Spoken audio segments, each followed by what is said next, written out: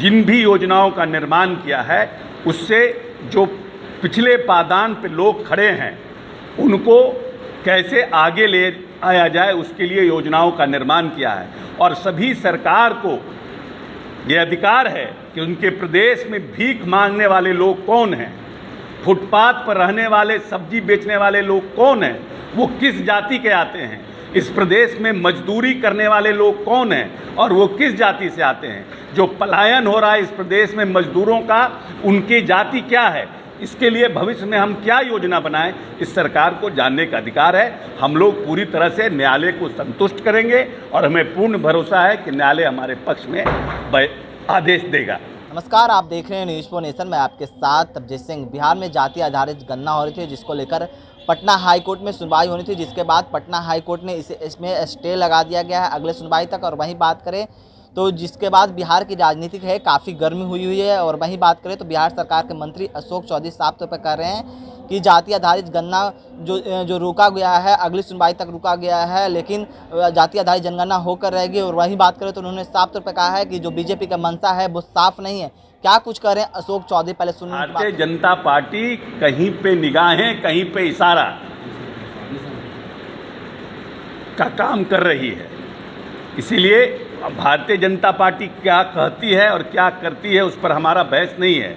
हमारा बहस है कि हम किनके साथ, हमारा कमिटमेंट है, हम क्या चाहते हैं और हमारी नीयत क्या है।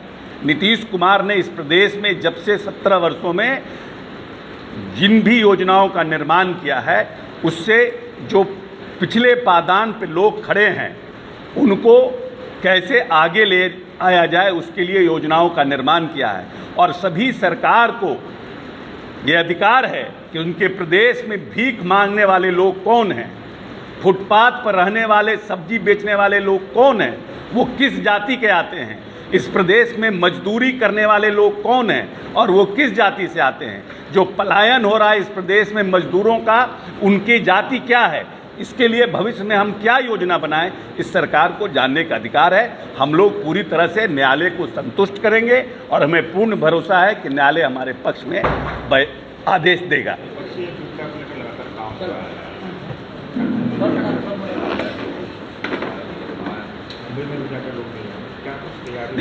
माननीय नेता बहुत लंबे समय से ये बात कहते आ रहे हैं कि विपक्षी एकता होनी चाहिए और विपक्षी एकता के साथ अगर हम चुनाव लड़ते हैं तो हमारी जीत सुनिश्चित रहेगी और उसके लिए उनका प्रयास अब कामयाब भी होता दिख रहा है। बहुत से लोग, बहुत से साथी विपक्षी दल के सब लोग इस पक्ष में आ रहे हैं कि विपक्षी एकता की ज़रूरत है और हम लोग साथ में आएंगे। कर्नाटक के चुनाव के बाद हम समझते हैं कि कुछ बड़ी मुहिम की शुरुआत होगी। मंत्री जी, बीजेपी प्रदेश अध्यक्ष नालंदा गए हैं, जो घटना घटी थी रामनवमी के मौके पर, उसको लेकर वो आंदोलन करने की धरना करने जा रहे हैं। और हर कोई राजनीतिक दल को अपने तरीके से धरना प्रदर्शन करने का अधिकार है, तो उसके लिए क्या कहा जा सकता है। उन्होंने कह दिया कि जेडीयू के सभी कार्यकर्ताओं को 25 तक बीजेपी में मिला लेंगे। ठीक है, उनका अपना प्रयास जारी रहने दीजिए। हम कह रहे हैं वो 25 के, हम 24 के पहले भारतीय जनता पार्टी के सभी वर्कर को मिला लेंगे। इसमें बोलने में क्या जाता है। बोले हम बोल रहे हैं, वो 25 बोल रहे हैं, हम 24 से बोल रहे हैं कि हम 24 में भारतीय जनता पार्टी के सभी वर्कर को जदयू में मिला देंगे। बोलने में टैक्स थोड़ी है, बोलिए जो बोलना है। जब से वो घटना घटी है आप लोग बजरंग दल के ऊपर बैन करने की बात कर रहे हैं, क्या लगता है बजरंग ऊपर बैन? बजरंग दल या बजरंग, जैसे कर्नाटक की जो इशू हुई कि बजरंग दल को उन लोगों ने अपने और PIF को भी, एक जो एक्सट्रीमिस्ट हिंदू एक्सट्रीमिस्ट हैं उनको और जो मुस्लिम एक्सट्रीमिस्ट हैं उनको, जो धार्मिक उन्माद पैदा करके प्रदेश के माहौल को ख़राब करने का प्रयास करते हैं, कांग्रेस ने अपने घोषणा पत्र में उन दोनों को बैन करने के लिए लिखा। कहा कि भविष्य में मेरी सरकार बनती है तो हम बैन करेंगे। तो वैसी परिस्थिति में भारतीय जनता पार्टी के जो लोग जिस तरह का बयान दे रहे हैं कि बजरंग दल हनुमान चालीसा का पाठ करेंगे, तो बजरंग लिख देने से हनुमान जी के अनुयायी कोई हो जाता है क्या? हम राम अशोक चौधरी राम, अशोक राम लिख दें तो हम राम के वंशज हो जाएंगे क्या?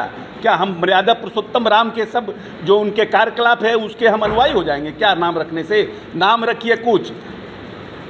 एक तो कहावत है ना, मुंह में राम बगल में छुरा। भगवान राम के क्या नाम है आपके शोभा यात्रा में कहीं देखें तलवार लेकर के लोगों को चलते हुए, भाला लेके चलते हुए? भगवान क्या कहता है हमारा सनातन धर्म? हमारा सनातन धर्म करता है, जब भी हम लोग तो बचपन से यही सुनते आए हैं, हमारे पंडित जी लोग कहते हैं कि धर्म की जय हो, प्राणियों में सद्भावना हो, विश्व का कल्याण हो। कभी बोला जाता है हमारे धर्म में कि भारत का कल्याण हो? किसी पंडित जी को देखे हैं बोलते हुए आरती के बाद कि धर्म का, भारत का कल्याण हो? कहते हैं विश्व का कल्याण हो। तो विश्व में कौन कौन लोग हैं? सब जाति धर्म के लोग हैं। और कहते हैं धर्म का, कहाँ कहते हैं सनातन धर्म का कल्याण हो, हिंदू धर्म का कल्याण हो? धर्म की जय हो, अधर्म का नाश हो, प्राणियों में सद्भावना हो, विश्व का कल्याण हो। ये सब पखंडी लोग हैं। बैन करेंगे आप? हम कह रहे थे ये सब पखंडी लोग हैं। अगर इन लोगों का दुर्दशा दशा इसी टाइप का रहेगा और जनता हम लोगों के साथ रहेगी तो इन सब का जवाब दिया जाएगा। बाबा बागेश्वर भी आ रहे हैं बिहार दौरे पर। बाबा बागेश्वर भी आ रहे हैं। आसाराम बापू भी आए थे, कहाँ चले गए? क्या दिक्कत है? भगवान प्रभु सबका इलाज करते हैं। सरकार स्वागत नहीं करेगी उसका? कि हम लोग का स्वागत किसका, हम कहा कि किसी का स्वागत करें या किसी का विरोध करेंगे? जो लोग बुला रहे हैं उनको भी जय जय है। लेकिन हम ये कह रहे हैं कि आसाराम बापू भी आए थे। तो आपने सुना बिहार सरकार के मंत्री अशोक चौधरी को, उनका साफ तौर पर कहना है कि जो बीजेपी के मंशा है वो साफ नहीं है, पहले भी साफ नहीं था। जब हमने प्रधानमंत्री से मुलाकात करके जाति आधारित जनगणना पूरे देश में करने को कहा गया था, लेकिन अभी बीजेपी का जो मंशा है वो साफ नहीं है, क्योंकि देख रहे हैं कि किस तरह से उनके द्वारा बयान दिया जा रहा है।